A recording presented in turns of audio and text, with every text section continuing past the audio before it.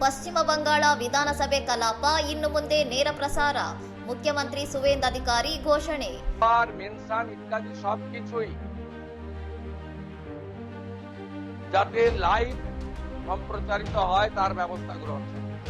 ಸದನದೊಳಗೆ ನಡೆಯುವ ಚಟುವಟಿಕೆಗಳು ಜನರಿಗೆ ನೇರವಾಗಿ ತಿಳಿಯಲಿ ಎಂಬ ಉದ್ದೇಶದಿಂದ ವಿಧಾನಸಭೆಯ ಕಲಾಪಗಳನ್ನು ನೇರ ಪ್ರಸಾರ ಮಾಡಲಾಗುವುದು ಎಂದು ಮುಖ್ಯಮಂತ್ರಿಗಳು ತಿಳಿಸಿದ್ದಾರೆ.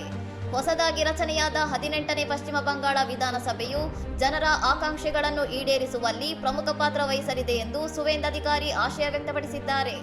ಬಿಜೆಪಿ ಶಾಸಕ ರತೀಂದ್ರ ಬೋಸ್ ಅವರು ಪಶ್ಚಿಮ ಬಂಗಾಳ ವಿಧಾನಸಭೆಯ ಸ್ಪೀಕರ್ ಆಗಿ ಅವಿರೋಧವಾಗಿ ಆಯ್ಕೆಯಾಗಿದ್ದಾರೆ.